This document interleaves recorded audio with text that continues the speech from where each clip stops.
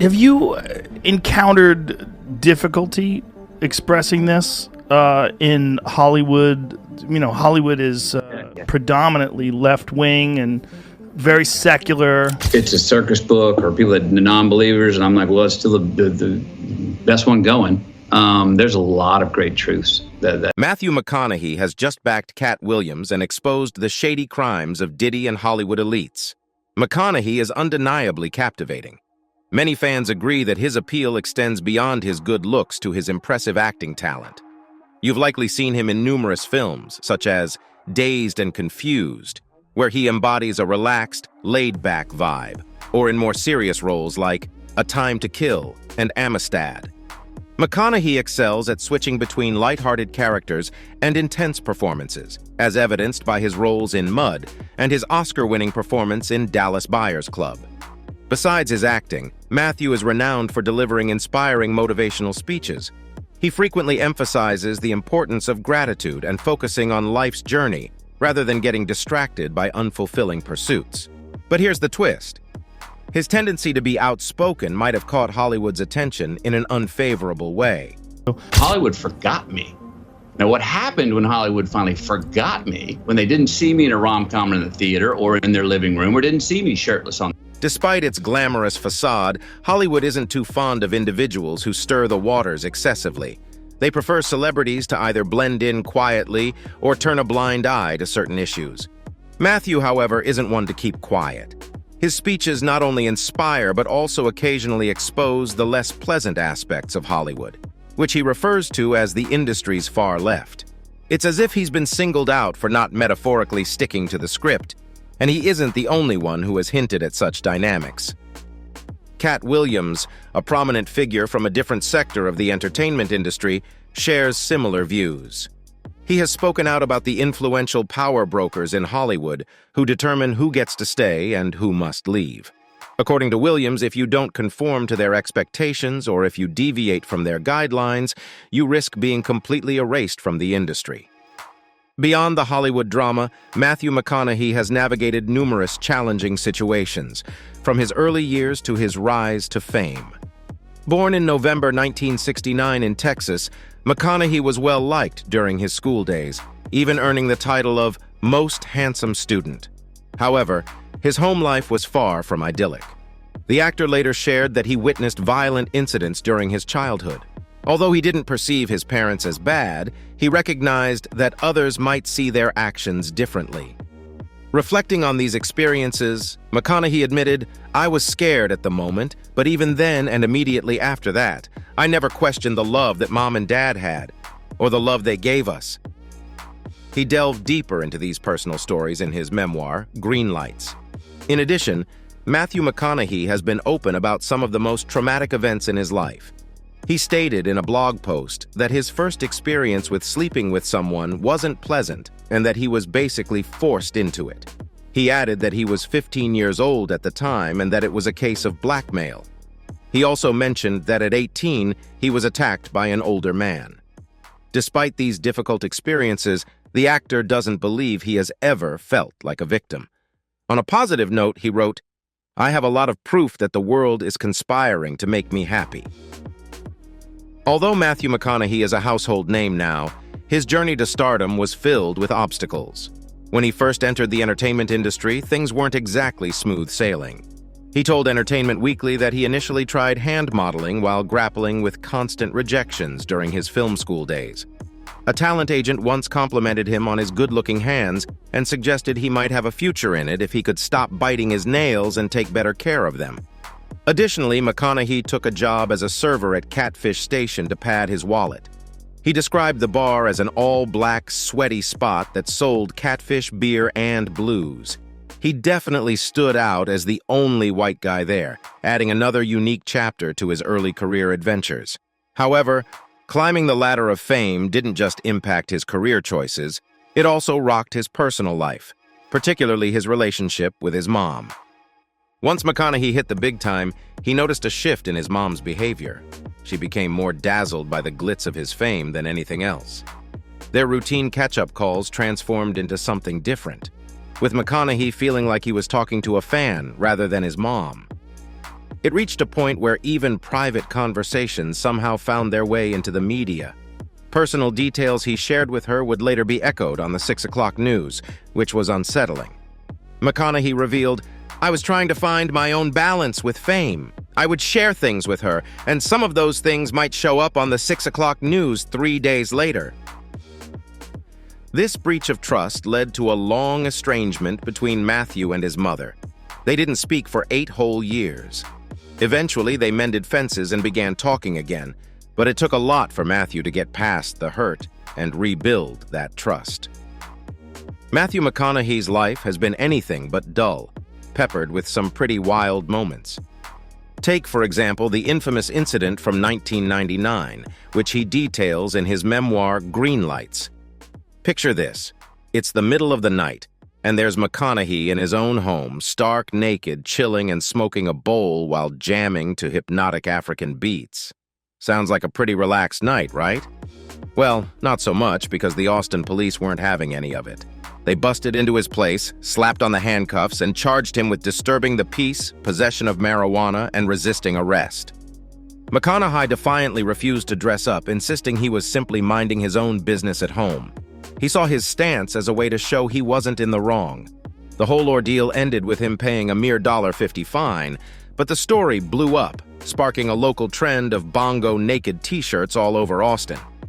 However, McConaughey's life took a serious turn in the early 2000s when he decided it was time for a break. Frustrated with being pigeonholed as the romantic comedy guy, he stepped away from the spotlight for a whopping 20 months.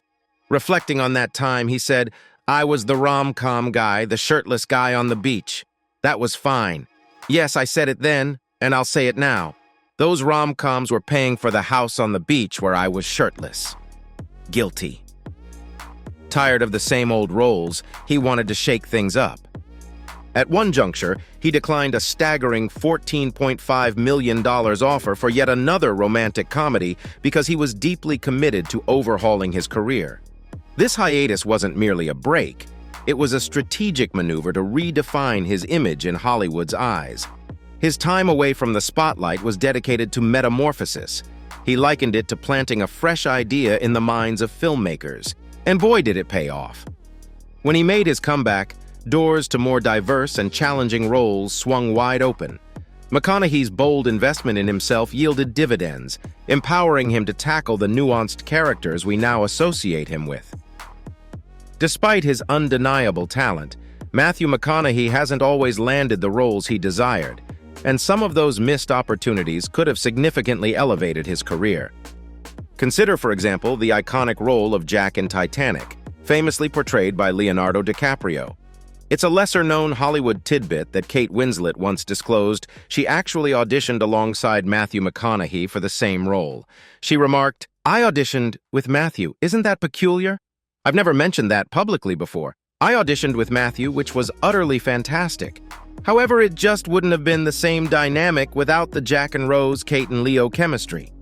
At one point, McConaughey had his eyes fixed on portraying the Hulk, a role that truly sparked his excitement. Sadly, despite his fervor, his pitch for the part fell flat, and it ended up in Edward Norton's hands for the 2008 movie The Incredible Hulk, later passed to Mark Ruffalo for subsequent Marvel films. McConaughey's aspiration to be a superhero in the Marvel Universe never materialized, leaving a notable gap in his versatile career. Nevertheless, Matthew McConaughey's commitment to his roles is well known. He consistently goes above and beyond to fully embody his characters. And I won't throw any people under the bus, but I have had moments where I was on stage receiving an award in front of my peers in Hollywood. And there were people in the crowd that I have prayed with before dinners many times. And when I thank God, I saw some of those people go to clap, but then notice that, whoa, it's going to be a bad thing on my resume, and then sit back on their hands. In his dedication to embody the character of businessman Kenny Wells in the 2016 film Gold, he committed to a remarkable physical transformation, adding a staggering 45 pounds to his frame. However, despite his earnest efforts, The film failed to garner critical acclaim or significant box office success, leaving his hefty endeavor seemingly in vain. Shedding the excess weight post-production proved to be a daunting challenge, requiring considerable time and effort. Even as late as 2019, he confessed to the Associated Press that he was still diligently working to reclaim his pre-roll physique. Reflecting on his commitment, he shared, "It's been a journey. I needed to reclaim my usual shape. I carried 220 pounds during Gold, remnants of which still linger on my back." His commitment to authenticity extended beyond mere weight gain. He even went so far as to shave his head for the role. However, despite his dedication, the film received lukewarm reviews, failing to generate the awards buzz he had hoped for. This stands in stark contrast to his transformative performance in the 2013 hit Dallas Buyers Club, where he famously shed approximately 50 pounds and delivered a tour de force that earned him an Oscar. Despite winning an Oscar and delivering remarkable performances in movies such as Interstellar, White Boy Rick, Serenity, and The Gentleman, box office success has frequently eluded him. He openly acknowledges in his memoir, Green Lights, that despite receiving critical acclaim, he has had few blockbusters that truly cashed in at the box office. Back in 2017, The Guardian weighed in on a challenging phase in his journey, hinting that perhaps it was time for Matthew McConaughey to embark on another hiatus, a sort of McConaughey sabbatical to inject new life into his career trajectory. The road had been rugged. He'd encountered more than a few bumps. Take, for instance, the tumultuous terrain of 2016. That year proved particularly harsh as his film Free State of Jones suffered a dismal fate at the box office, failing to recoup even a fraction of its production costs. And then there was The Sea of Trees, met with resounding jeers from audiences at Cannes. Not exactly the reception any actor dreams of. And I've seen people read the room and go, whoa, that wouldn't bode well for me in the future. If for getting a job or getting votes or what have you.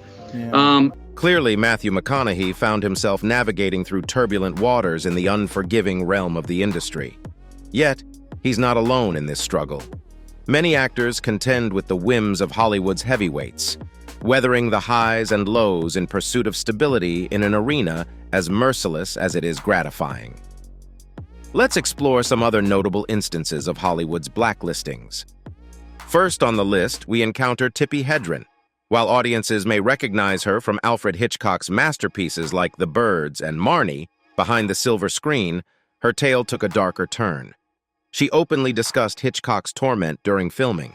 When she rebuffed his advances, he orchestrated a campaign of mistreatment, isolating her from the cast and even installing his dressing room adjacent to hers, connected by a clandestine door during the production of Marnie. It wasn't merely about Hedren. She recounted how Hitchcock thwarted Universal, the studio to which she was bound by contract, from nominating her performance in Marnie for an Oscar. Additionally, he barred her from working for a staggering 2 years. Hedren reflected in 2012, "Studios wielded immense power, and I found myself at their mercy, with no legal recourse available to me. There were no provisions in place for such situations. If this occurred today, I would undoubtedly be in a much better financial position." Brendan Fraser, once a prominent figure in the late 90s and early 2000s, particularly celebrated for his role in the Mummy franchise, faced a significant setback in his career. He attributes part of this downturn to Philip Burke, the former president of the Hollywood Foreign Press Association. Fraser alleges that in 2003, Burke made unwanted advances toward him at the Beverly Hills Hotel. Following this incident, Fraser noticed a decline in both his invitations to the Golden Globes, which the HFPA organizes, and his opportunities in Hollywood. When your phone stops ringing in the industry, you inevitably start questioning why. While there could be numerous factors at play, Fraser believes this incident with Burke was certainly one of them. Rose McGowan, the actress, is among several women who accused Harvey Weinstein of derailing their careers following instances of mistreatment. In McGowan's case, she alleges that she was mistreated by the movie producer around the time of the release of Scream. After settling out of court, he purportedly attempted to undermine her films. "They threatened me with being blacklisted. I was blacklisted after I was assaulted because I spoke out internally, she stated in an interview with The Observer. Ashley Judd and Mira Sorvino faced setbacks in their careers after rejecting advances from Weinstein. Peter Jackson revealed his involvement, noting Miramax instructed him not to hire the actresses for Lord of the Rings, citing them as difficult to work with. Jackson reflected on this, realizing it was likely part of Miramax's smear campaign. He suspects they were given false information about these talented women. Coming up next is Randy Quaid, a familiar face from blockbuster hits such as Independence Day and the National Lampoon's Vacation series. However, his journey took a sharp detour during the filming of Lone Star Love back in 2007. Reports suggest that Quaid found himself in a heated altercation with a crew member on set. Yet it was his wife, Evie, who truly turned heads with her antics. She allegedly sent scathing emails to the producers, shared a provocative image of herself brandishing a firearm among the cast and crew, and even breached protocol by recording rehearsals. Consequently, Quaid faced severe repercussions. He was handed a lifetime ban from the Theatrical Union Equity, promptly dismissed from the movie, and slapped with a substantial $81,000 fine. But the saga doesn't end there. Quaid's narrative takes a bizarre twist as he claims to be a target of a clandestine group known as the SEAL Star Whackers. According to Quaid, this elusive faction has allegedly orchestrated the demise of Hollywood figures like Heath Ledger, David Carradine, and Chris Penn. It sounds like a plot straight out of a thriller, yet for Quaid, it's a chilling reality. In the 1980s, Corey Feldman soared to stardom with memorable roles in films like The Goonies and The Lost Boys. However, his career hit a downward spiral, which he attributes in part to being blacklisted for speaking out about the darker side of Hollywood. Feldman claims to have been a victim of this industry, and his attempts to produce a documentary on the subject have been met with financial hurdles due to potential implications for powerful figures. Despite facing challenges, particularly stemming from his struggles with substance use, Feldman's efforts may be gaining traction in the current climate, as the Me Too movement sheds light on issues of mistreatment and exploitation. Today, he's shifting his focus towards advocacy work, particularly in safeguarding children in the entertainment industry. Mo'Nique has embarked on a relentless campaign, targeting Lee Daniels and Oprah Winfrey, accusing them of interfering with her career. This simmering feud has been brewing for years, but recently Mo'Nique spilled some serious revelations during a Club Shay session. Allegedly, Oprah snatched up roles that were originally earmarked for her. Take, for instance, The Butler. Mo'Nique claims it was meant to be hers until Oprah expressed interest, ultimately securing the part. But that's not all.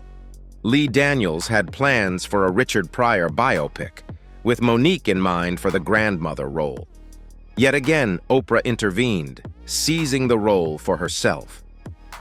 Let's rewind to the Mo'Nique and Oprah showdown, a saga that began in 2009 amidst the release of Precious. This cinematic venture, backed by Oprah, Tyler Perry, and helmed by Lee Daniels, laid the groundwork for a simmering conflict. The friction ignited when Mo'Nique, the film's star, found herself at odds with the power duo. In a bold stand, Mo'Nique refused to promote the film without compensation, citing contractual obligations. She revealed receiving a paltry $50K for her efforts, a sum that fell far short of her expectations. With Oprah and Tyler pressing her to embark on a global publicity tour, Mo'Nique drew a firm line. However, instead of respecting her stance, Oprah and Tyler embarked on a campaign to tarnish Mo'Nique's reputation. They portrayed her as difficult and uncooperative, spreading rumors within the industry. Mo'Nique didn't hold back, exposing Tyler Perry's attempt to sway her with promises of future wealth tied to award nominations. The clash between Mo'Nique and the powerhouse producers underscored the complexities of Hollywood's inner workings, highlighting issues of compensation and creative autonomy. Their back and forth continued, with Tyler stating he doesn't believe in giving money away for free, and Mo'Nique firing back, "I don't believe in working for free, so we're on the same page." Mo'Nique was like, "Hold up, I'm a black woman, where are they paying those salaries, brother?" Mo'Nique recounted an incident involving Tyler Perry purportedly interfering with her acting opportunities. According to her, it all unfolded after she declined an invitation to attend the Cannes Film Festival in France to promote the movie Precious. Despite the studio's initial offer and subsequent attempts to sway her with upgrades, Monique, balancing her commitments as a talk show host, comedian, and family woman, respectfully declined. When pressed further, her husband inquired if there was a monetary figure attached to the request, only to be informed that the studio did not compensate for promotional appearances. Monique revealed that her motivation wasn't solely financial, as she had signed on to the project out of friendship. However, the narrative swiftly shifted, portraying Monique as unreasonable and demanding. Despite her simple request being understood by the studio, she found herself unfairly labeled. So that's all from today's video. If you enjoyed it, remember to leave a like, subscribe, and ring that bell icon so you never miss our upcoming videos. And don't forget to share your thoughts in the comments section. Stay tuned, and we will catch you in the next video.